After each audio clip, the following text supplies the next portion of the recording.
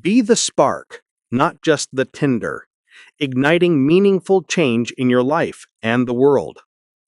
Introduction: The Tinder Trap. Look around. Our world is filled with tinder.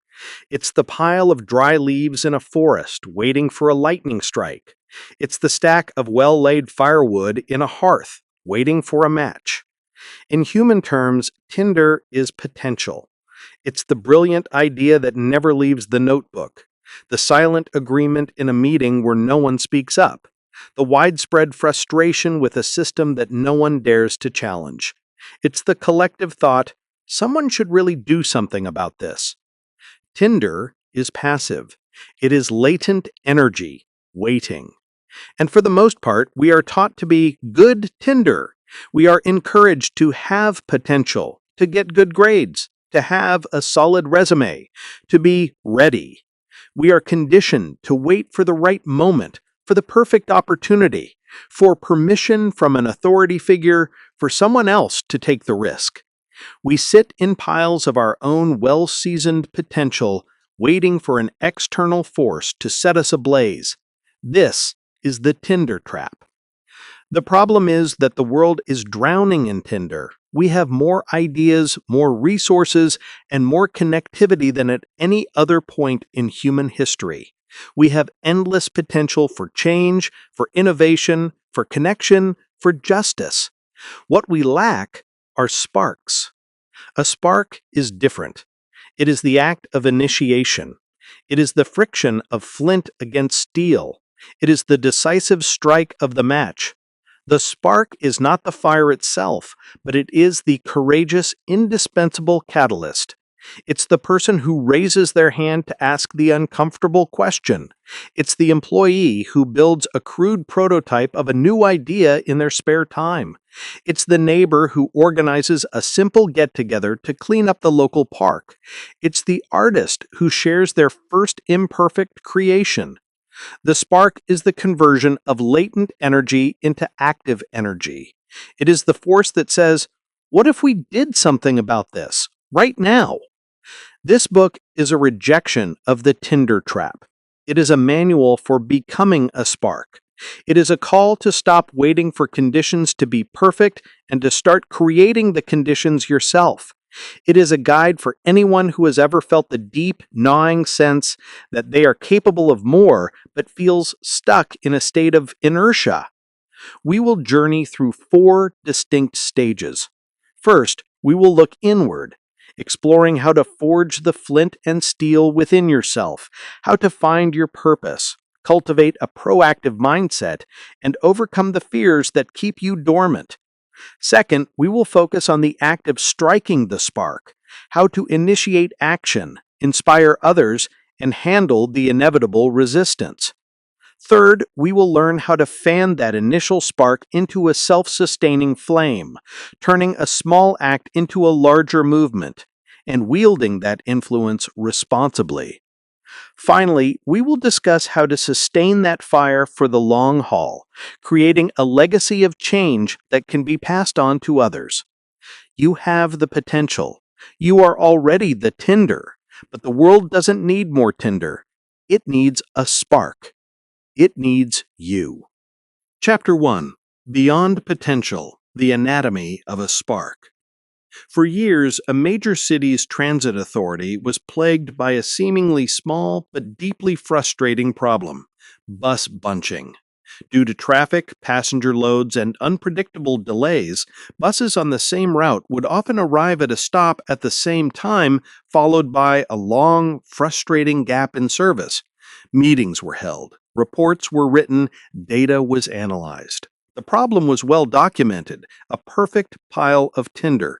Everyone agreed it was an issue, but the proposed solutions were massive and expensive. Overhaul the schedule, install costly GPS trackers on every bus, develop a complex real-time algorithm. The potential for a solution existed, but the inertia was immense. Then came a junior data analyst named Priya. She wasn't a manager or a seasoned transit expert.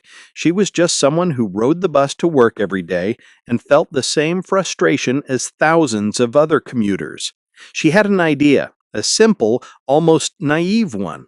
She noticed that the core problem wasn't the schedule, it was the driver's lack of information.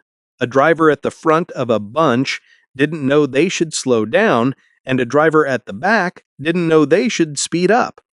Instead of writing another report, Priya did something different. She spent a weekend creating a simple, bare-bones mobile web page. It used the publicly available bus location data and displayed just one piece of information for each driver. You are X minutes ahead of the bus behind you, or you are Y minutes behind the bus in front of you. It wasn't pretty, it wasn't an official app, it was just a spark.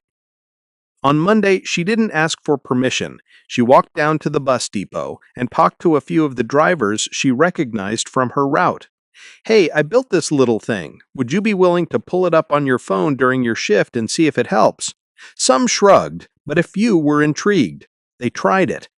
Within a week, those drivers found they could manage their spacing organically. They'd ease off the accelerator or skip a discretionary rest stop, all based on that one simple piece of information. The bunches on their routes started to dissipate. Word spread from driver to driver. They started using Priya's tool not because they were told to, but because it worked. Within a month, the transit authority executives got wind of it, not through a proposal, but through improved performance metrics and positive chatter from their drivers. They called Priya into a meeting, not to discipline her for her unauthorized experiment, but to ask how they could support her in building it out for the entire fleet. Priya wasn't the one with the most authority, the biggest budget, or the deepest expertise, but she was the spark. Everyone else saw the tinder, the problem, the data, the reports. Priya created the friction that ignited it. This story reveals the essential anatomy of a spark. It isn't some mystical quality a person is born with. It is the fusion of three core components: courage, conviction, and action. 1. Conviction, the why it must be done. Before the spark, there is a belief. It's the non-negotiable feeling that a situation must change, an idea must be tested, or a truth must be spoken. For Priya, her conviction wasn't born in a boardroom, it was forged in the daily, frustrating wait for the bus. It was a conviction that a small improvement could make a big difference in the lives of thousands of people. Conviction isn't about having a perfect, fully formed plan.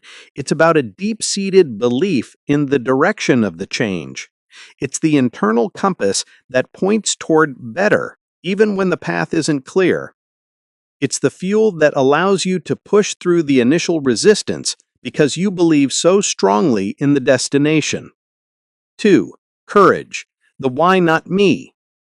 Potential remains dormant because of fear. Fear of being wrong, of looking foolish, of overstepping one's bounds, of failing. Courage is not the absence of this fear, it is the decision to act in spite of it. Priya could have been afraid of getting in trouble, of the drivers laughing at her simple web page, or of her idea being a total flop. She likely was, but her courage was manifested in a simple question: why not me? Why wait for an expert? Why wait for a committee? Why can't I, a junior analyst who rides the bus, be the one to try something? The courage of a spark is often quiet. It's not about grand, heroic gestures. It's the courage to be the first one to raise a hand, to send an email, to build the prototype, to have the conversation. It's the willingness to be vulnerable and risk being wrong for the chance to be right. 3. Action. The how it starts. Conviction is the fuel, and courage is the resolve, but action is the strike. This is the most crucial and often the most neglected component. An idea, no matter how brilliant or brave, is still just tinder until it is paired with an action. The critical insight here is that the initial action of a spark is almost always small. Priya didn't try to solve the entire transit crisis at once. She didn't write a 100-page proposal. She built one simple web page and talked to a handful of drivers. The action must be small enough to be achievable, but significant enough to create a visible result. This is the transition from I could to I will. The act of starting, no matter how small, creates momentum. It generates feedback. It turns a theoretical idea into a tangible reality that others can see, react to, and join. These three elements, conviction, courage, and action, are not separate traits, but a dynamic, intertwined force. Your conviction in an idea fuels your courage to act. Your small action provides feedback that deepens your conviction, which in turn builds more courage for the next action. This is the engine of ignition. Being a spark is not a title or a position. It is a choice. It is the choice to see the world not just for its potential, but for the opportunities to ignite that potential. It is the choice to move beyond simply being the tinder and to become the catalyst that starts the fire. Chapter 2. Identifying your fuel. What makes you burn? In the last chapter, we met Priya, the analyst who solved her city's bus bunching problem. We saw that her spark was a fusion of conviction, courage, and action.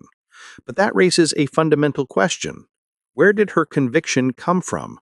Why did she care enough to spend her weekend building a tool for a problem that wasn't in her job description? Her conviction didn't appear out of thin air. It grew from a specific, personal source of energy. For her, it was the daily frustration of waiting for a bus that was late, only to see two arrive at once. It was a small injustice, a persistent inefficiency that she felt compelled to address. That feeling was her fuel. A spark cannot ignite without fuel. While tinder is the potential in the world around you, fuel is the potential within you. It's the deeply personal source of energy that makes you care enough to act. Trying to be a spark without understanding your fuel is like striking a match in a vacuum. You might have the initial motion, but it will never catch fire. Many people wait for a lightning bolt of purpose to strike them. They believe that one day they'll wake up with a singular, magnificent obsession. But for most sparks, the discovery of fuel is a quieter, more intentional process. It's about learning to pay attention to the emotional and intellectual currents that are already flowing through you.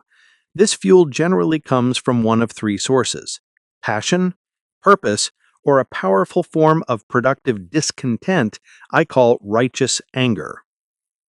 The three cores of your inner fire. 1. Passion, the energy of yes. Passion is the celebrated of the fuels. It's the magnetic pull toward a subject, a craft, or an activity that makes you feel alive. It's the thing you do when you've finished all the things you have to do. It's the topic you could talk about for hours, the skill you practice for its own sake. It's the energy of genuine interest and love. A software developer who spends her evenings teaching kids to code isn't just doing it for charity. She's fueled by a deep love for the elegant logic of programming. A chef who starts a popular food blog isn't just seeking fame. He's driven by a deep love for the craft of cooking. Passion says, "This is amazing. More of this, please." It's a creative, generative force. When you are fueled by passion, your work doesn't feel like work. It feels like play. And that infectious energy is what often draws the first followers to your spark. 2.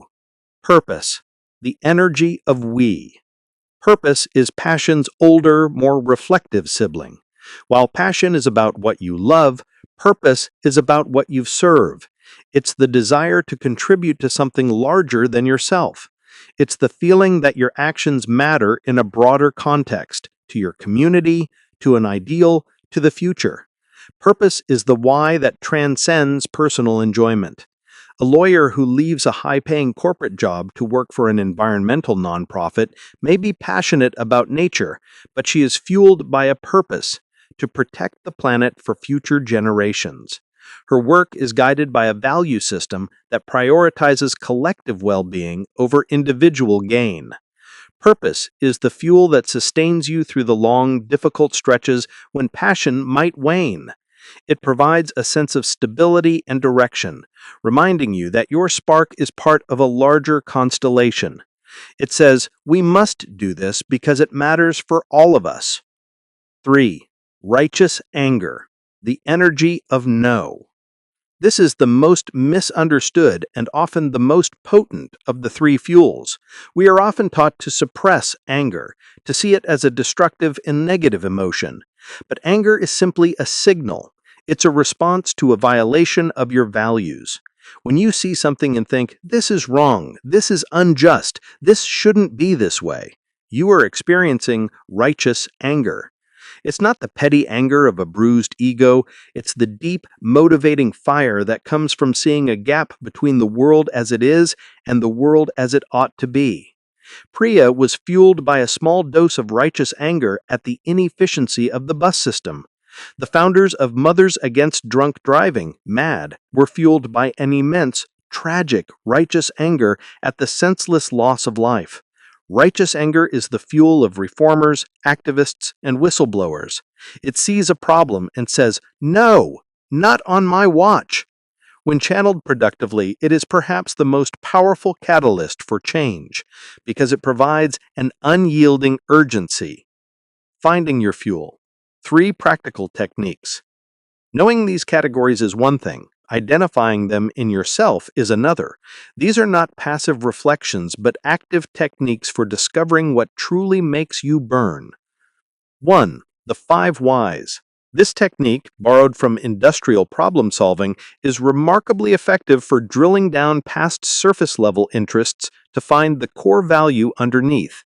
Start with a simple statement about something you feel drawn to or angered by, and ask why 5 times. Statement: I get really annoyed by how much single-use plastic is used at my local coffee shop. Why? Because it's incredibly wasteful. Why does that bother you? Because it's harming the environment for a moment of convenience. Why is that important to you? Because I believe we have a responsibility to be good stewards of our planet. Why do you believe that? Because my core sense of morality is based on taking responsibility and thinking about the long-term consequences of my actions. In 5 questions, you've moved from being annoyed about coffee cups, tender, to identifying a core value of intergenerational responsibility, fuel. Your spark isn't about plastic, it's about stewardship. 2. The curiosity log. For 1 week, keep a simple log at the end of each day. Instead of documenting what you did, document what you noticed. Answer these 3 questions. What gave me a surprising jolt of energy today? What did I see that made me think, this is broken? What topic did I find myself falling down a rabbit hole on, online, in conversation, or in my own thoughts? At the end of the week, look for patterns. Did you keep getting energized by conversations about design and art? Did you repeatedly get frustrated by poor communication in your workplace? Did you spend hours reading about urban gardening? Your curiosity and your frustrations are signposts pointing directly toward your fuel. 3. The spark test. You cannot discover your fuel by thinking alone. You have to see how it feels in the real world. A spark test is a small, low-stakes experiment designed to test a potential source of fuel. Think you have a passion for teaching? Volunteer to read to children at the library for 1 hour. Feel a sense of purpose around helping the elderly? Spend 1 afternoon helping an elderly neighbor with their groceries. Feel righteous anger about animal welfare? Volunteer for 1 single 3-hour shift at a local animal shelter. The goal isn't to solve the whole problem. The goal is to collect data. How did you feel after? Drained or energized? Did the experience deepen your conviction or reveal that your interest was only superficial? Action is not just the result of finding your fuel, it is a primary tool in its discovery. By identifying your unique blend of passion, purpose, and righteous anger, you are no longer just a pile of tinder waiting for a random lightning strike. You are gathering your own fuel, preparing to create a light that is authentically, powerfully, and sustainably your own. Chapter 3: The Enemy of the Spark. Overcoming Inertia. You have found your fuel. A passion is burning within you, a purpose is calling to you, or a righteous anger is demanding that you act. You can feel the energy, the potential, the deep-seated conviction that something must be done. You are ready to be the spark. And yet, you do nothing. The idea that felt so brilliant at 2 a.m. seems naive in the harsh light of morning. The email you were going to send sits in your drafts folder. The conversation you were going to start gets pushed to tomorrow. The energy is there, but the motion is not.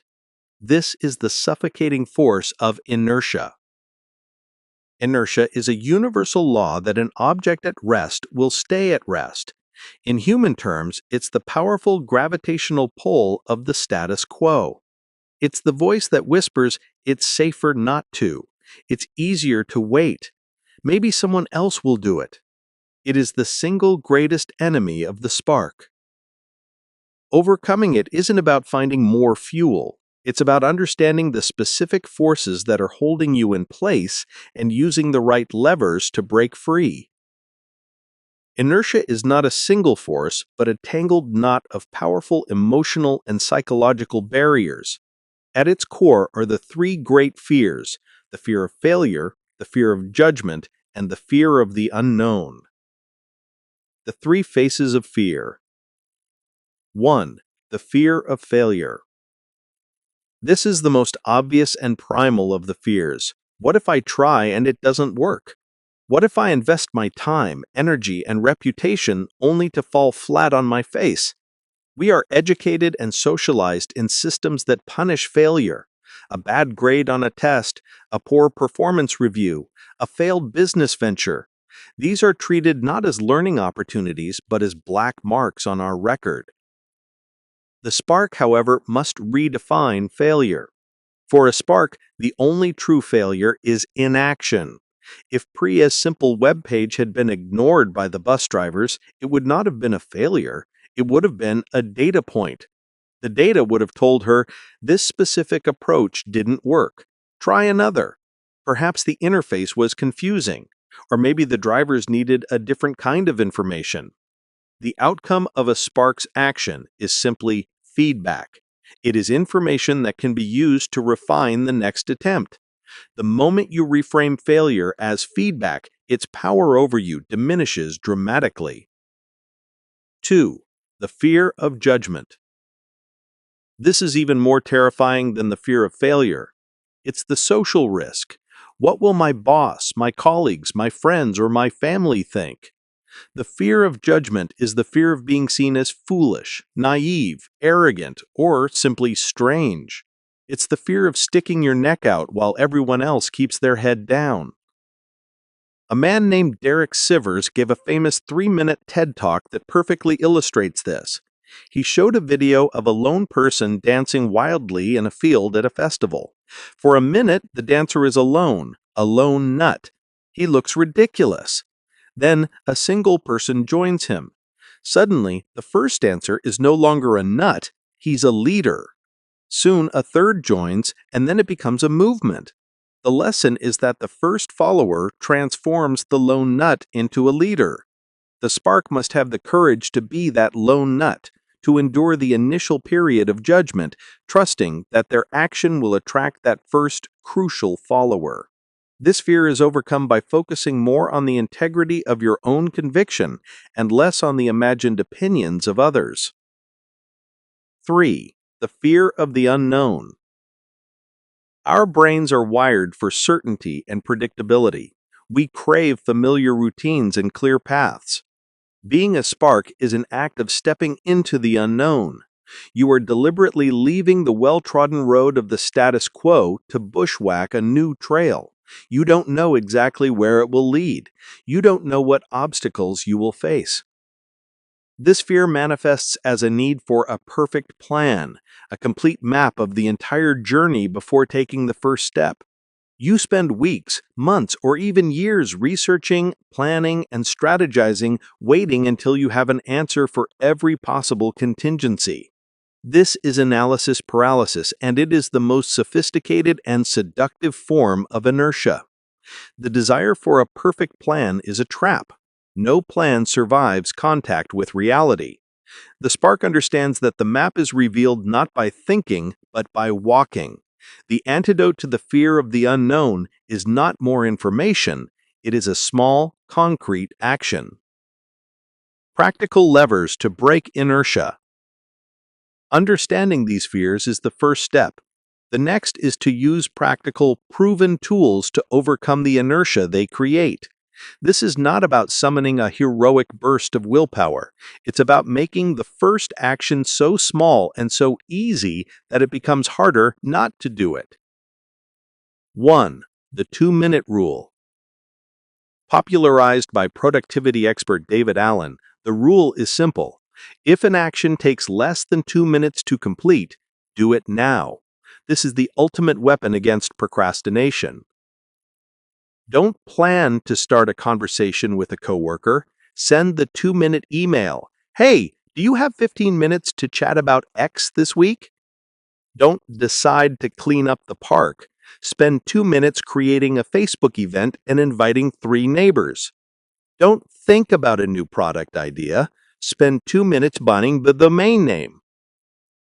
This rule works because it bypasses the fear and paralysis. A 2-minute action has virtually no risk of failure and is too small to be judged. It forces a tiny, tangible step into the unknown, creating the one thing you need most: momentum. 2. Set micro goals. The thought of starting a mentorship program is daunting. It's a huge, amorphous cloud of a goal that invites procrastination. A micro goal breaks it down into its smallest, most concrete first step. The goal isn't the program, the goal is the first action. Daunting goal: start a mentorship program. Micro goal: draft a list of 5 people I could ask to be mentors. Even better micro goal: open a new document and give it a title. The purpose of a micro goal is to radically lower the bar for what counts as progress. Checking off that tiny, almost laughably simple first step provides a small hit of dopamine, the brain's reward chemical. This creates a positive feedback loop that makes the next small step easier to take. 3. Celebrate initiation, not just outcomes.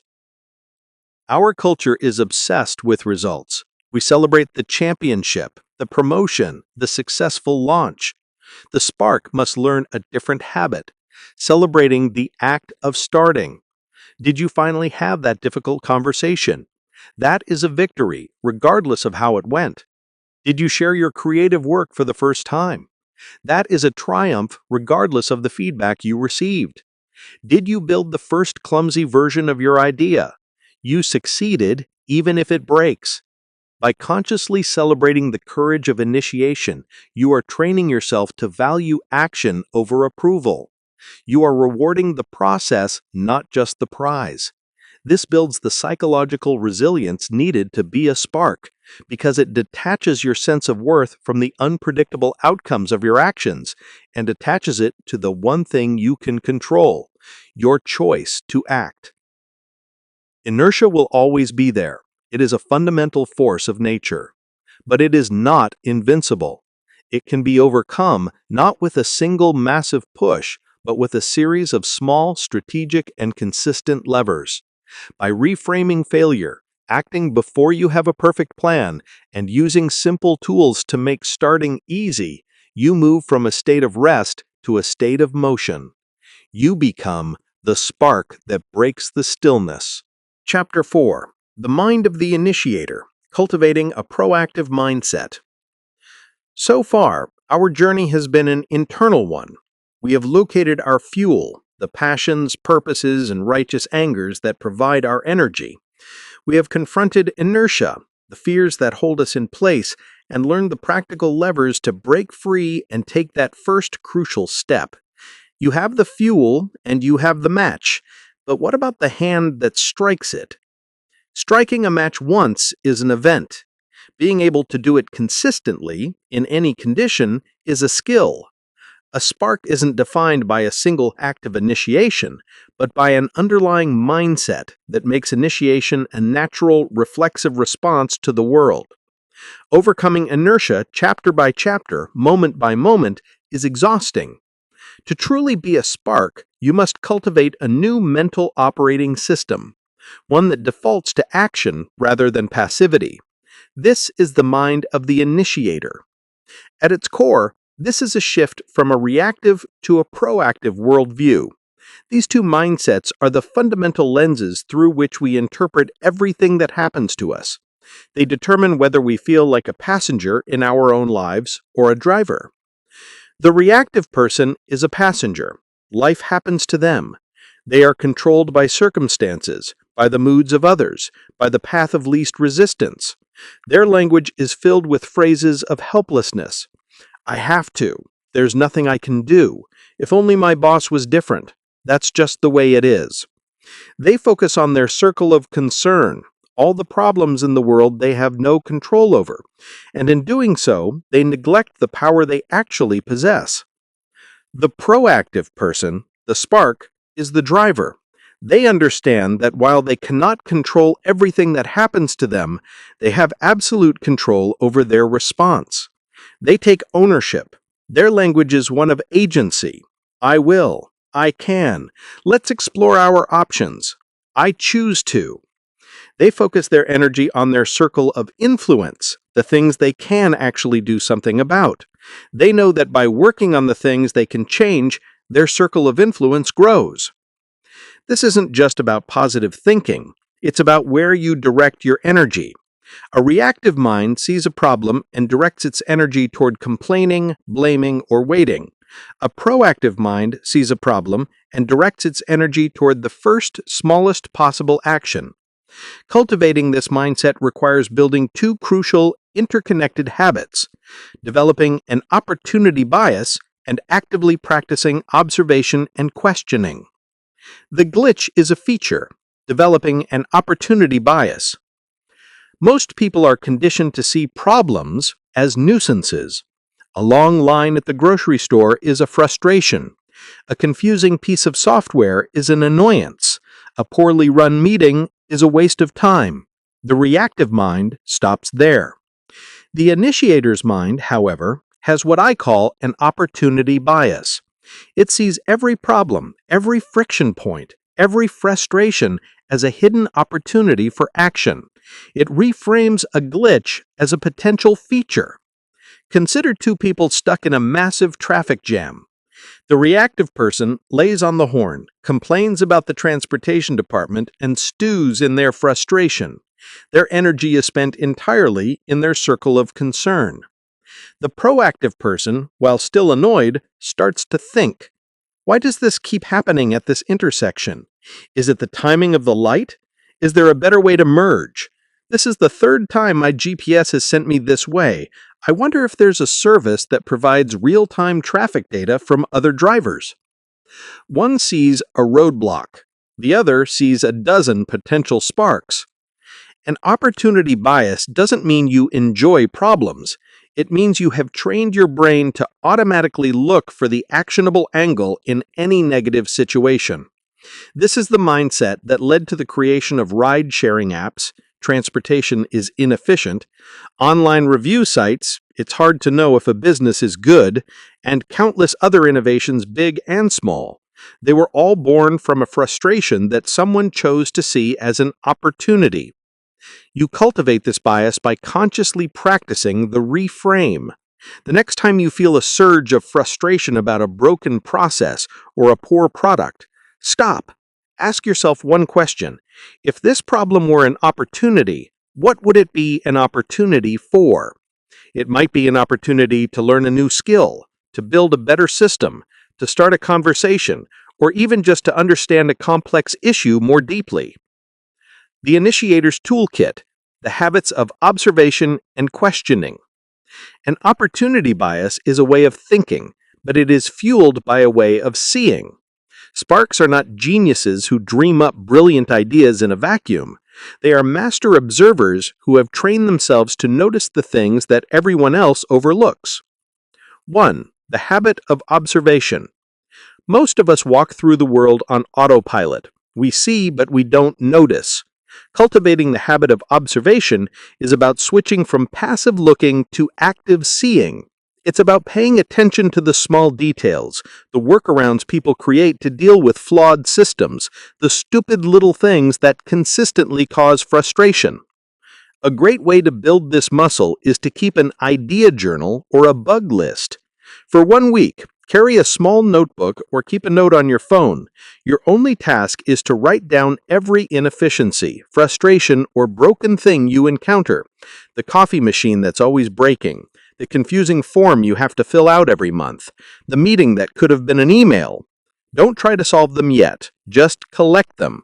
By the end of the week, you won't see the world the same way. You will have a list of dozens of piles of tinder that you were previously blind to. The habit of questioning. Once you have learned to observe, the next step is to question. The initiator's mind is a relentlessly curious one. It challenges the status quo not out of cynicism, but out of a genuine desire to understand and improve.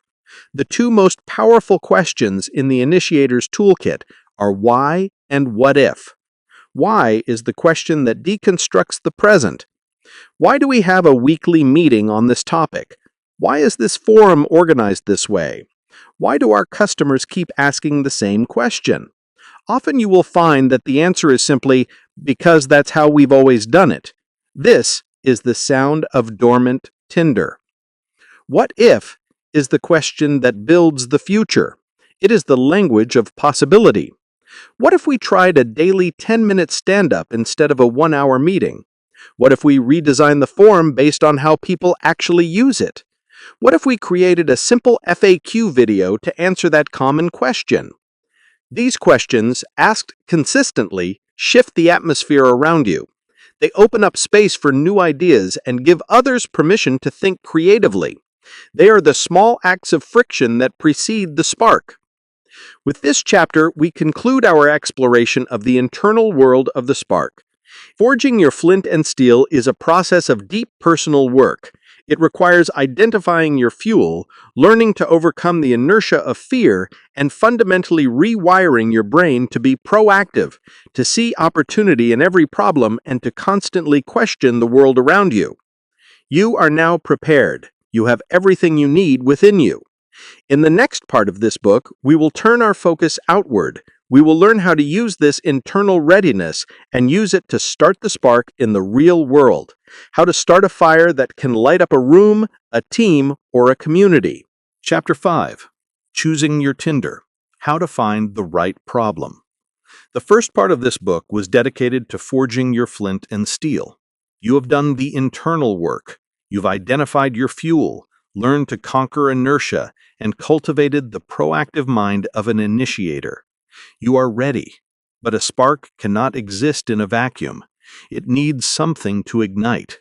It needs tinder. Tinder is the material that catches the initial spark and transforms it into a flame. In our context, tinder is the specific, tangible problem or opportunity in the world that you choose to address. It's the focus point for all your internal energy. Your choice of tinder is one of the most critical decisions you will make. The right tinder can turn a small spark into a roaring fire, while the wrong tinder will cause it to fizzle out before anyone even notices. This is where many would-be sparks go wrong.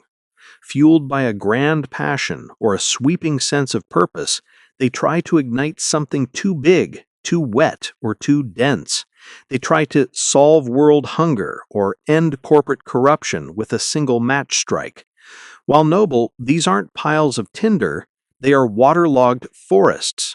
The art of the spark is to find the one dry leaf, the small flammable problem that can serve as the starting point for a much larger fire. So, what makes for good tinder? It's not just about finding something that's broken. It's about finding the right broken thing for you, right now. Good tinder has 3 essential qualities. It is observable, it is actionable, and it is resonant. 1. Is it observable? The power of a visible problem. A spark needs to be seen. If you solve a problem that no one else can see or understand, you haven't created a spark. You've completed a private task. The Tinder you choose must be an issue whose effects are visible and felt by others. Think back to Priya and her bus bunching problem. The Tinder wasn't a complex logistical algorithm failing in a server room. It was the shared, visible daily frustration of dozens of commuters standing at the same bus stop, looking at their watches and complaining to each other. When she created her simple solution, people immediately understood what it was for because they lived the problem every day. The problem's visibility made her solution instantly recognizable and valuable. Before you commit to a problem, ask yourself, who else feels this pain? Can I point to them? Can I talk to them? What is the tangible evidence of this problem? Is it a long line? A confusing report? A frustrated customer? A recurring time-wasting task? If I solved this, would others notice? How would their daily lives or work improve in a way they could clearly see? Choosing an observable problem isn't about seeking glory, it's about strategic impact. A visible solution to a visible problem is what attracts the first followers who will help you turn your spark into a flame. 2. Is it actionable? The dent-sized problem. The tinder must be small enough for a single spark to ignite. It has to be something you can make a tangible impact on with the resources you currently have or can easily acquire. You are not trying to change the entire world in one go. You are trying to make a dent. A writer who is angered by political polarization doesn't start by trying to heal the nation's divisions. That tinder is too big. She starts with an actionable, dent-sized problem. The comment section on my local newspaper's website is a cesspool of unproductive anger. This is actionable. She could start a moderated blog, propose a new comments policy to the editor, or organize a monthly civil discourse coffee meetup. Each of these is a small, concrete action that addresses the larger problem in a manageable way. When evaluating a problem, ask, what is the smallest possible first step I could take to address this?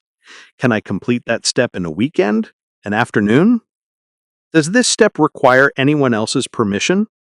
If so, can I reframe it so it doesn't? Sparks don't ask for permission to act.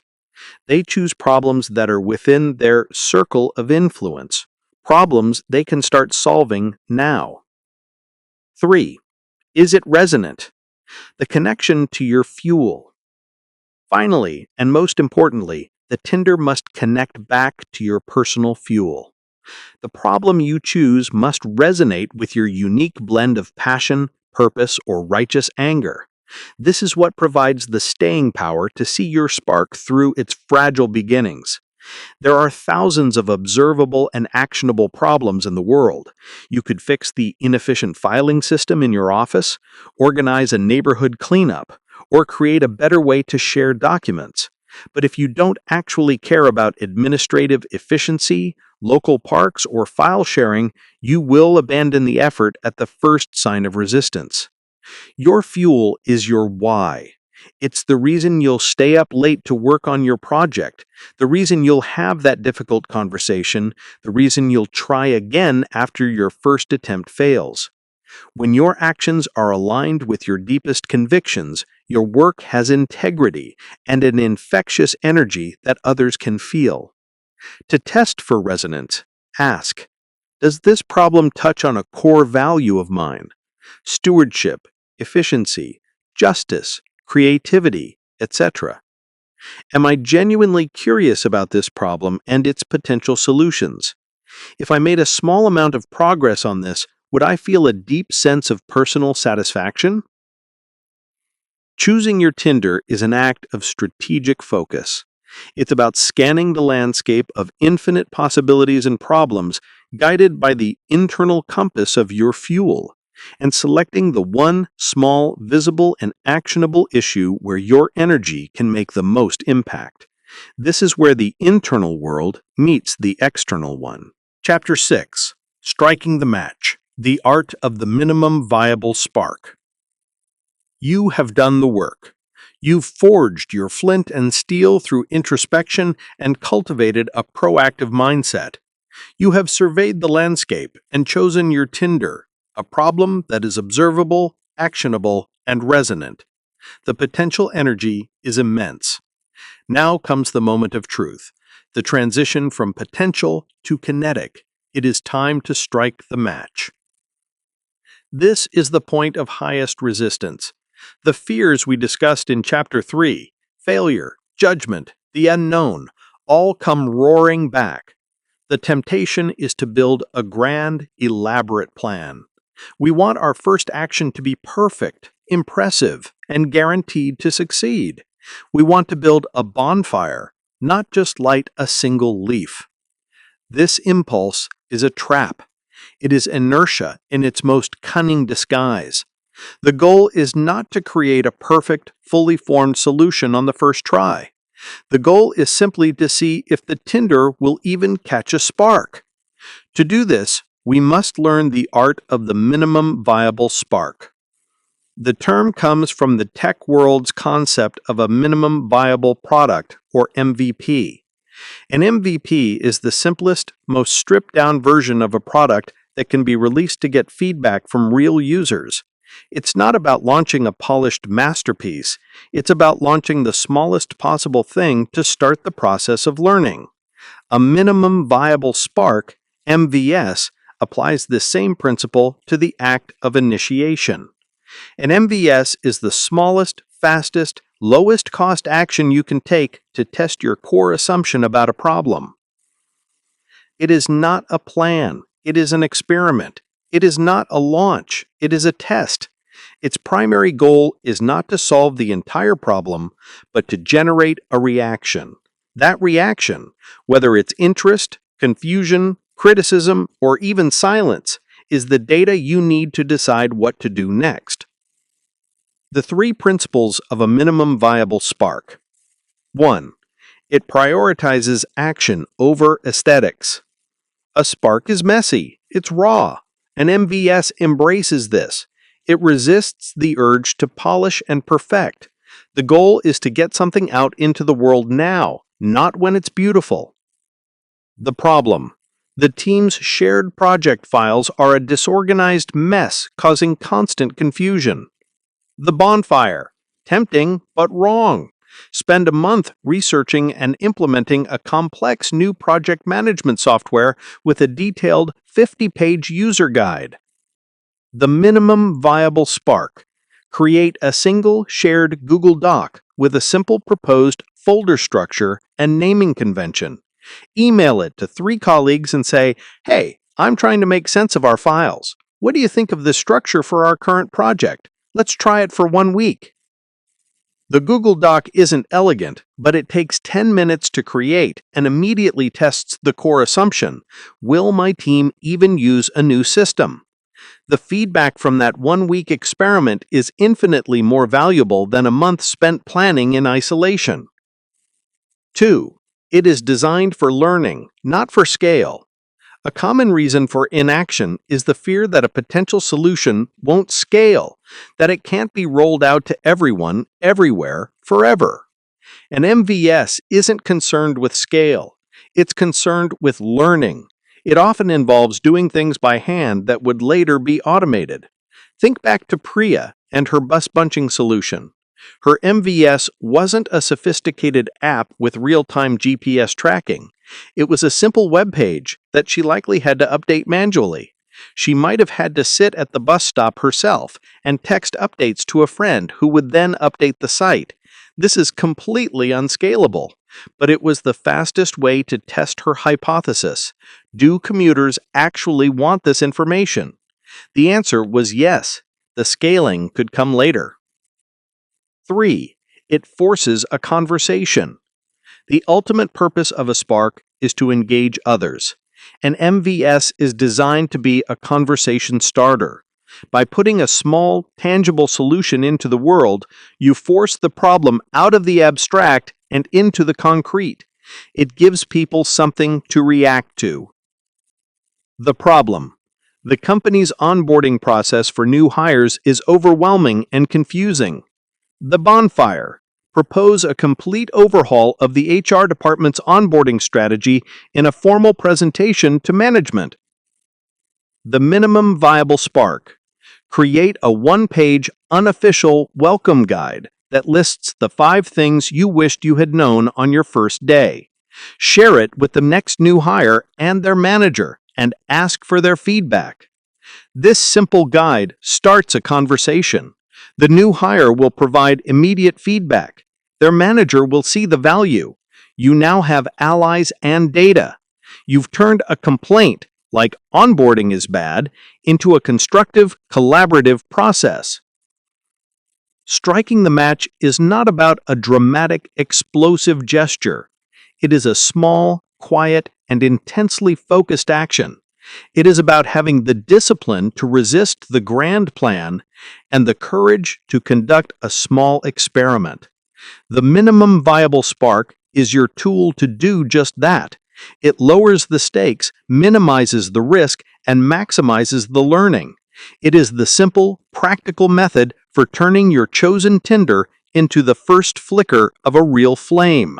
Chapter 7. Reading the Flame. How to interpret feedback and iterate. You've struck the match. Your minimum viable spark, the Google Doc, the one-page guide, the manually updated web page, is out in the world. For a moment, there is a flicker. This is a moment of profound vulnerability. You have transformed an idea into an action, and that action is now subject to the judgment of others. What happens next determines whether this flicker catches and grows or is extinguished by the slightest breeze. The purpose of an MVS, remember, was not to be a perfect solution, but to generate a reaction. Now, your job is to become a master fire tender.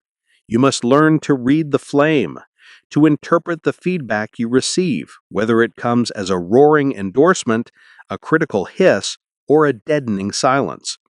This feedback is the oxygen your spark needs to survive. How you use it will determine everything.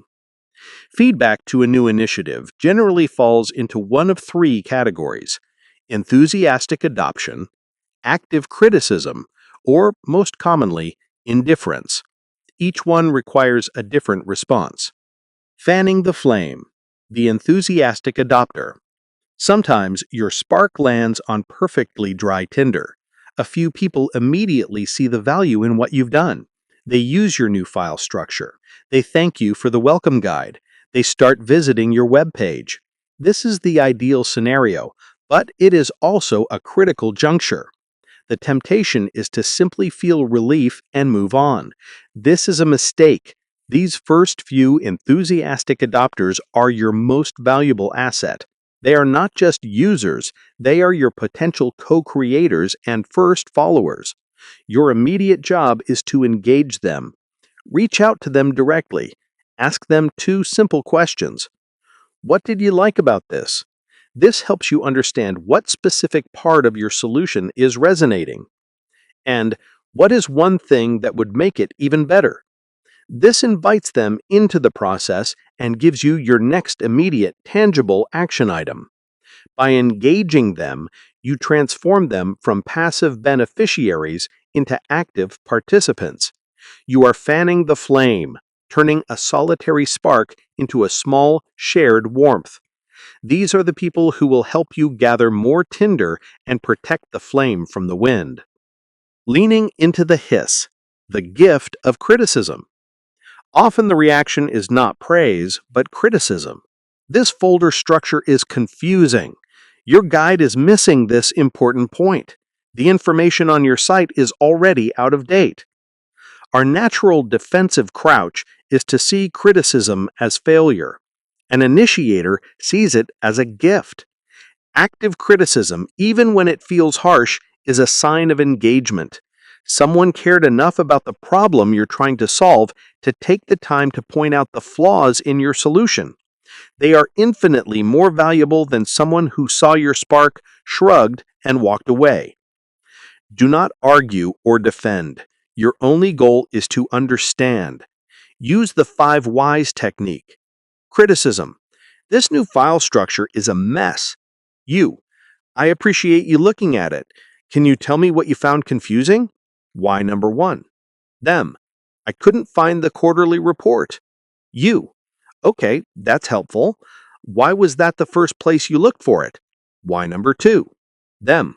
Because we always discuss it in the Tuesday meeting. You. Right, and why do you think this new structure made it harder to find? Why number 3. By digging deeper with genuine curiosity, you move past the initial emotional reaction and get to the root of the problem. Often the critic provides the exact insight you need to improve your solution for the next iteration. They have shown you a wet patch on the Tinder that you couldn't see yourself. Thank them for it, and then use their feedback to create a better MVS. The true enemy is the roaring silence of indifference.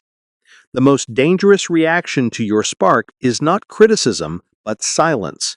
You share your idea, and nothing. No one uses the document, no one mentions the guide, the web page gets no visitors. This is the point where most sparks die. The initiator, feeling the sting of perceived rejection, quietly retreats, concluding that their idea was a bad one. But silence is not a no, it is simply a lack of a yes. Indifference is data, and that data usually means one of 3 things. They didn't see it. Your message got lost in the noise of 100 other priorities. The Tinder never actually came into contact with the spark. They didn't understand it. Your solution, while clear to you, was confusing or poorly explained. They saw the spark but didn't recognize it as a potential source of warmth. You have solved a problem that you care about, but they don't. Your Tinder was resonant for you, but not for them. Your job is to figure out which of the 3 it is. Don't assume the worst. Follow up, but not by asking, "Did you see my thing?" Instead, re-engage with the problem itself. Go to one person you were hoping to help and ask, "Hey, I'm still trying to figure out a better way to handle our project files. What's the most frustrating part of that for you right now?" Their answer will tell you everything you need to know.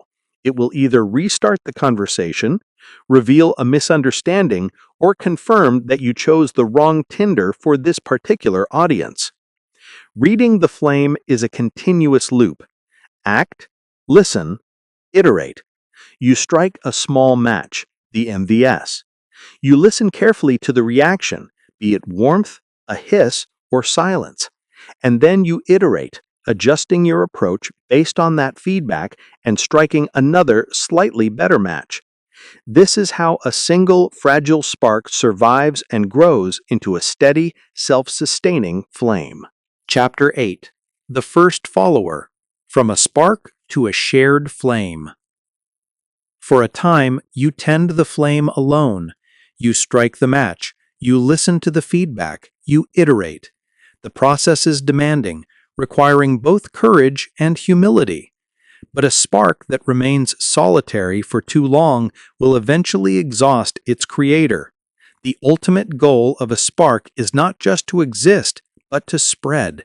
Its purpose is to ignite other tinder, to create a warmth that draws others in. The true turning point in any initiative is the arrival of the first follower. In a now famous viral video, a lone man begins dancing wildly on a hillside at a music festival. For a long moment, he is just a lone nut. He looks ridiculous. People watch with amusement, but no one joins. Then, a single person gets up and starts dancing with him. In that instant, everything changes. The lone nut is transformed into a leader. The first follower is the one who reframes the act for everyone else. He is the one who validates the spark. Within minutes, dozens more people join, and a lone nut has become the catalyst for a dance party. The lesson is profound. The first follower is as important as the initiator. Without them, a spark is just a private experiment. With them, it becomes the beginning of a movement. Your goal as a spark is not to attract a crowd, it is to attract one person. So, how do you do that? Making the flame visible. Followers are not attracted to ideas. They are attracted to action and the energy it creates. You don't gain a follower by writing a manifesto and asking people to sign it. You gain a follower by tending to a small, visible fire that gives off warmth. All the work you did in the previous chapters, choosing an observable problem, creating a minimum viable spark, and iterating based on feedback, was the work of making your flame visible. People who were experiencing the same problem you were, the messy files, the confusing onboarding, saw you doing something about it. Even if your first attempts were imperfect, the action itself was a signal. It was a beacon that said, I care about this and I am willing to expend energy to fix it. This visibility is crucial. Before someone will join you, they must first see you. They must see the effort, the iteration, and the small glimmers of success. The courage of the first follower. We rightfully celebrate the courage of the initiator, the one who strikes the first match, but we often overlook the immense courage of the first follower. To join the lone dancer is to make yourself just as vulnerable. You are stepping away from the safety of the crowd to endorse an unproven and possibly foolish idea. Because of this, the first follower is rarely a stranger. More often than not, they are someone who is already close to the Tinder. They were one of the people who felt the pain of the problem most acutely. They are the colleague who complained with you about the messy files, the new hire who was personally confused by the onboarding process, the fellow commuter who stood beside you at the bus stop. They saw your MVS and it resonated with their own frustration. They saw you tending the flame and it gave them the courage to step forward. How to embrace your first follower. When this person emerges, when they offer to help, when they contribute an idea, when they publicly endorse your effort, your role as the initiator must immediately shift. It is no longer your spark, it is our flame. 1. Seed ownership immediately. The fastest way to extinguish the enthusiasm of a first follower is to treat them like an employee. Do not give them tasks. Instead, share the problem. Say, you're right, the welcome guide is missing a section on the IT systems. What do you think should be in it? Could you draft something? Give them a piece of the fire to tend as their own. 2. Publicly celebrate their contribution. When they make that contribution, announce it to everyone. Thanks to Sarah's suggestion, the new welcome guide now has a section on IT. She did a great job summarizing everything. This does two things. First, it validates and rewards the courage of the first follower. Second, it signals to everyone else that this is a collaborative effort, not a one-person show. It makes it safer for the second and third follower to join. 3. Make it about the mission, not you. As soon as you have a follower, your language must change from I to we. It's not my project anymore, it's our project. The mission is not to implement my idea, but to solve this frustrating problem we all share. This shift is the final step in the transition from a spark to a shared flame. This is the end of the beginning. You have taken an internal fuel, applied it to an external problem, and survived the vulnerable early stages. By attracting and embracing that first follower, you have proven that your spark has the potential to become a self-sustaining fire. Now the challenge becomes how to protect it, grow it, and use its light to make a real and lasting impact. That is the subject of Part 3. Chapter 9. Protecting the Embers, Navigating Resistance and Burnout. The good news is, you are no longer alone. The arrival of your first follower has validated your spark and transformed a solitary act of courage into a nascent movement. There is a shared warmth, a growing light. The bad news is that this light, while comforting to you, is also now visible on the radar of the organization around you. The challenge shifts from the raw act of creation to the delicate art of protection. You must now learn to shield your small flame from the wind and the rain. The organizational immune system. Every established system, a company, a community, a department, has an immune system. Its primary job is to maintain stability and fight off foreign invaders that threaten the existing order. Your new initiative, no matter how well-intentioned, is a foreign invader. It is a disruption. As your flame grows from a tiny flicker to a small, noticeable fire, the system's antibodies will begin to swarm. This resistance rarely looks like a direct attack. It is far more subtle. The process antibody. This is the most common form of resistance. It appears as helpful advice or procedural necessity. This is a great idea. Have you completed the project intake form? Before you go any further, you should probably run this by the legal department. We have an official committee for this kind of thing. You should present it at our next quarterly meeting. These processes are designed to slow things down, to force your nimble spark to move at the pace of the larger bureaucratic body. In most cases, this is a death sentence. The benevolent absorption antibody. This one is more cunning because it feels like a victory. An executive or manager sees your initiative and says, "Excellent work! We love this! We're going to make it an official project and assign a team to it." Your spark is absorbed into the mothership. Suddenly, you have weekly status meetings, budget requests, and a project manager who is more concerned with deadlines than the mission. The passion and agility are suffocated by the very system you are trying to improve. The resource scarcity antibody.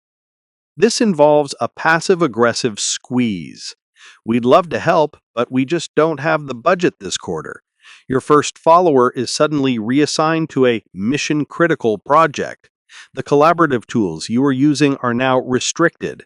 The system makes it just a little bit harder to do the work, adding friction until you simply run out of energy. How do you shield your flame from this immune response? 1. Stay in the shadows. For as long as possible, remain an unofficial skunkworks project. Do not ask for permission because the answer is almost always no. Do not ask for a budget. Use freely available tools and the discretionary time of your small, committed team. The less official you are, the less of a threat you appear to be. Your goal is to fly under the radar until you have undeniable proof that your solution works. 2. Find a sponsor. You need an ally with institutional power. A sponsor is not someone who does the work. They are a senior person who provides air cover. When someone from another department asks why you're wasting time on this, your sponsor is the one who can say, "Leave them alone. They're trying something interesting. Let's see where it goes." Find someone who is respected, has a reputation for innovation, and is personally frustrated by the problem you are trying to solve. 3. Learn to speak the language. Your spark is fueled by your passion, but you must learn to describe its light in the language of the organization. Frame your work in terms of the system's priorities: efficiency, cost savings, employee retention, customer satisfaction. Our unofficial welcome guide becomes an experiment in reducing new hire ramp-up time. This translation builds a bridge between your disruptive idea and the stable world it seeks to change. Tending to your own flame, avoiding burnout. The other great threat is internal. The weight of responsibility for your first follower can feel heavier than the solitude that came before. The slow, grinding nature of institutional resistance can drain your personal reserves of fuel. Share the burden, not just the work. Remember the lesson from the last chapter. It is no longer your spark, it is our flame. Do not make the mistake of assigning tasks to your followers. Instead, continuously share the problem. Let them own a piece of the strategy, not just the execution. The goal is to build a team of co-creators who feel the same level of ownership you do. Celebrate the smallest wins. When you are trying to build a bonfire, it's easy to forget that every piece of wood added is a victory. You must create a rhythm of celebrating small milestones. Did you get a single piece of positive feedback? Did you solve one tiny bug? Celebrate it with your team. This creates the positive reinforcement loop needed to sustain energy for the long journey ahead. Protecting the embers is the unglamorous, essential work of any initiator. It requires a new set of skills: political savvy, emotional resilience, and strategic patience. It is the work of a fire tender, carefully shielding the flame from the wind while ensuring it has enough oxygen to grow stronger. Master this, and you'll be ready for the final, most rewarding challenge: scaling your flame to change the entire forest. Chapter 10: Scaling the Flame, from Project to Platform. For a long time, your job was to be a fire tender. You shielded the embers from the wind, carefully added kindling, and quietly celebrated the growing warmth. But a fire that is perpetually shielded can never fulfill its potential. At some point, the goal must shift from mere survival to intentional expansion. The final and most impactful act of a spark is to transform its own initiative from a contained project into a self-sustaining platform, a bonfire that not only provides light, but also allows others to light their own torches from its flames. This is the leap from solving a problem to building a system that solves a whole class of problems. It's the difference between creating a helpful spreadsheet and building a tool that allows anyone to create their own helpful spreadsheets. It's the transition from writing a single welcome guide to creating a simple, editable template that any team can adapt for their own new hires. Moving from project to platform is the ultimate act of empowerment. It is how a single spark can illuminate an entire organization. This transition requires a fundamental shift in your mindset, from that of a doer to that of a builder. The mindset of a builder, creating systems, not just solutions. As the initiator, you have deep first-hand knowledge of the problem. Your initial solution was born from that specific expertise. As you scale, however, you must resist the temptation to be the expert who solves every new iteration of the problem. Your new job is to build a system that enables others to become the experts. This means asking a new set of questions.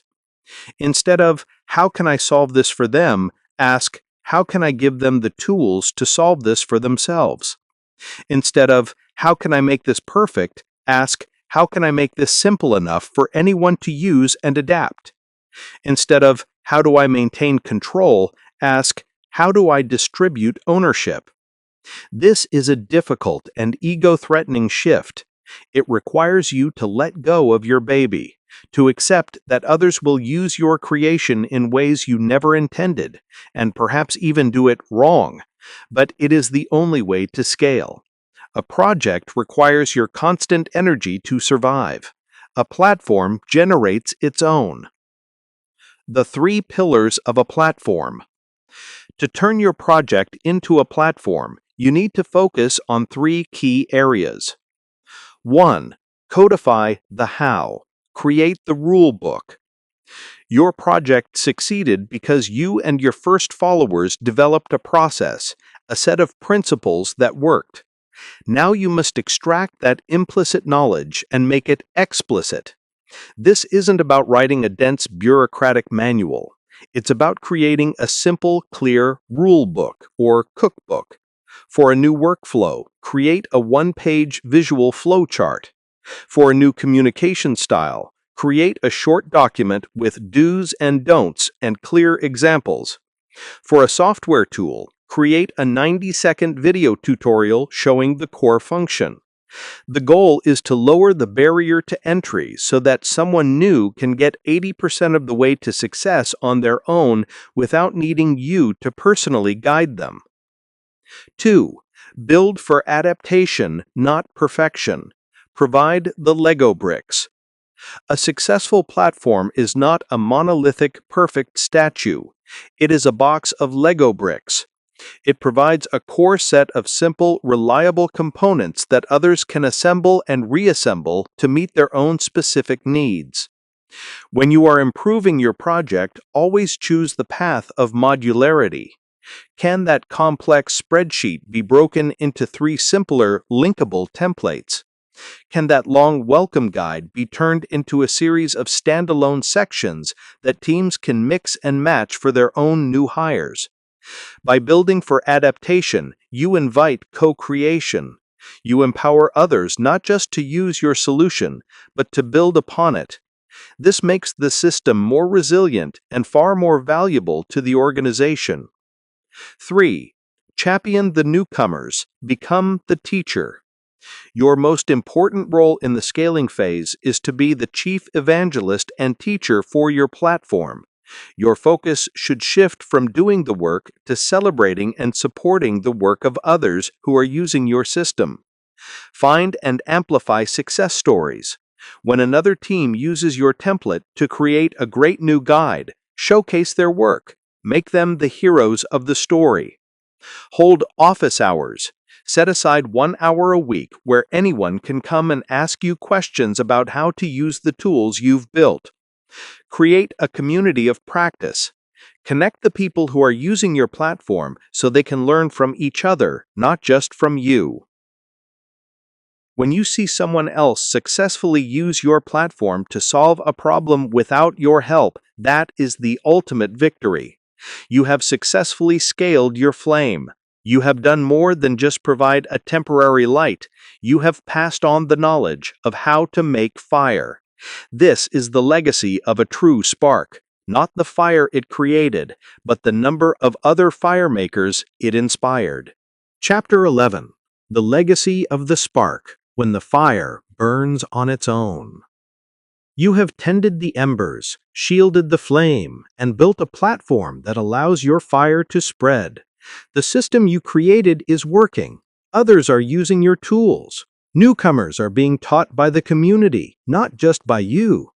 The bonfire is burning brightly, and for the first time, you can step back from its immediate heat, and it doesn't shrink. In fact, it continues to grow. This is the moment every initiator dreams of, and it is a moment of profound and unsettling paradox. Your greatest success is that you are no longer needed. The ultimate goal of a spark is not to become the eternal keeper of the flame. It is to create a fire so robust, so integrated into the life of the forest, that it becomes a self-sustaining ecosystem of light and warmth. The legacy of a spark is not a monument to its creator, but a living, breathing culture that burns on its own. Reaching this stage is the final, and perhaps most difficult, act of letting go. The initiator's paradox: success as obsolescence. For so long, the initiative was intertwined with your identity. It was your passion, your fuel, your late-night project. You were its chief protector, its primary source of energy. But a platform, by its very nature, is decentralized. As it succeeds, your role must diminish. If the system still requires your constant intervention to function, it is not a platform. It is still a project, and you have not yet succeeded in scaling. True success is when you return from a vacation to find that a problem was identified, addressed, and solved using the system you built, and you were never even consulted. It is a moment of both immense pride and a strange sense of loss. This is the initiator's paradox. You must work tirelessly to make yourself obsolete. Embracing this obsolescence is the final test of your ego. Was this initiative truly about solving a collective problem, or was it on some level about being the person who solved it? If your goal was the former, then this moment is a pure triumph. Measuring the true return on initiative. As your direct involvement fades, you can begin to measure the true, long-term impact of your spark. The metrics are no longer about your project's outputs. They are about the organization's new behaviors. Look for these signs that your fire is burning on its own. Spontaneous combustion. Are new independent sparks emerging? Are people who were inspired by your initiative now starting their own small projects to tackle other frustrations? This is the most powerful indicator of a culture change. The language of the fire. Has the language of the organization changed? Do people use the tools and concepts you introduced as a natural part of their vocabulary? When your after-action review template simply becomes how we talk about what we've learned, your system has been fully absorbed. Resilience without you.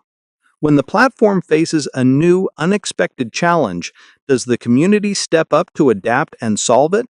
When users find a bug, do they help each other find a workaround before you even know about it? A self-sustaining fire can survive changes in the weather.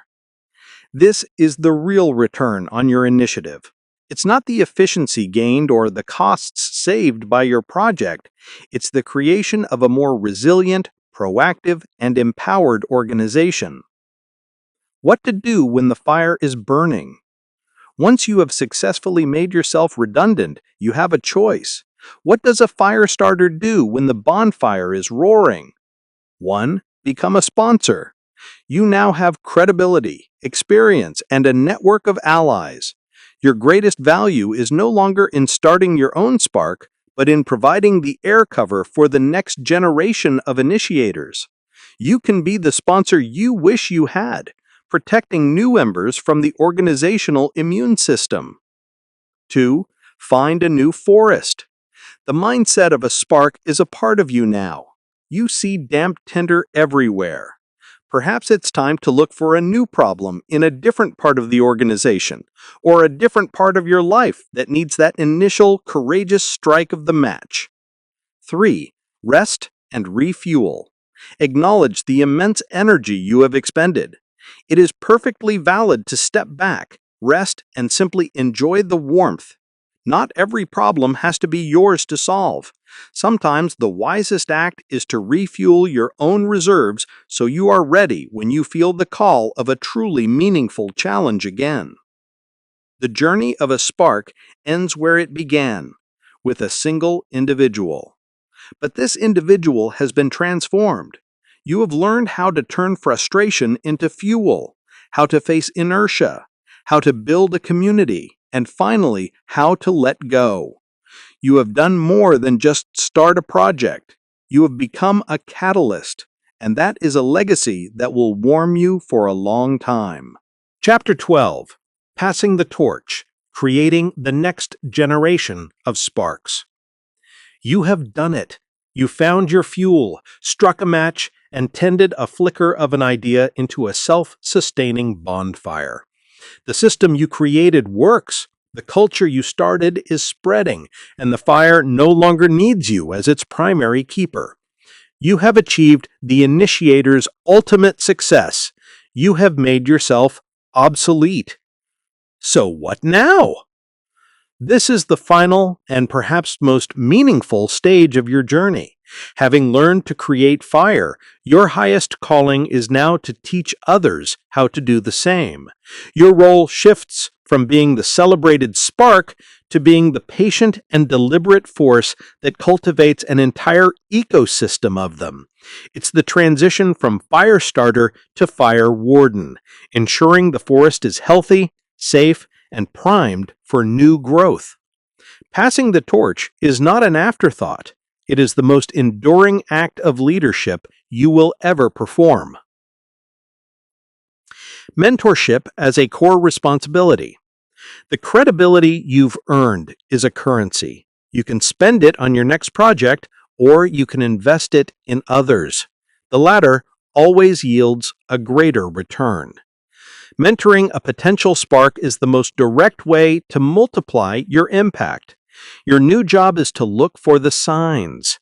The person who asks insightful questions in meetings, the quiet engineer who builds a clever spreadsheet to solve a team frustration, the passionate new hire who sees an obvious problem everyone else has learned to ignore. This form of mentorship is unique. It is not about teaching someone how to do their job better.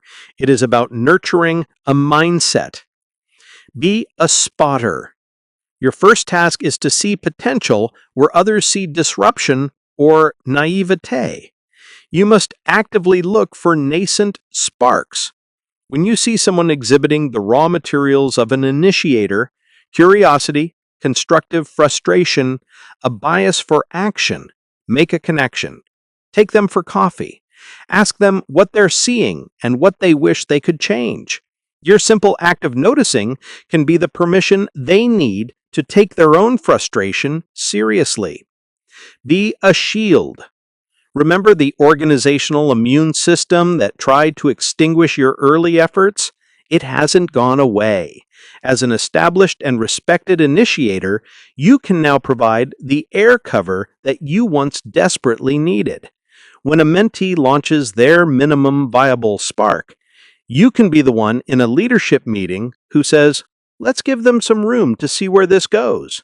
You can use your network to connect them with a friendly ally, or your experience to help them anticipate and navigate political resistance. Be a guide, not a guru. The temptation is to give your mentee the playbook that worked for you. Resist it. Your role is not to provide answers, but to ask better questions. Instead of, "Here's what you should do," ask, "What's the smallest possible step you could take to test that idea?" Instead of, "You need to talk to Susan," ask, "Who might be threatened by this idea, and how could you bring them into the process early?" Instead of giving them your fuel, help them identify their own. Your goal is not to create a legion of disciples who mimic your every move. It is to empower a diverse generation of initiators who can light fires in ways you never could. Designing environments where sparks can thrive. Mentoring individuals is powerful, but creating an environment where being a spark is safe and encouraged is transformative. This is the systemic work of a true fire warden. It involves intentionally designing a culture of psychological safety where the risk of trying something new is lower than the frustration of doing nothing. Consider implementing these cultural mechanisms. Formalize the small bet.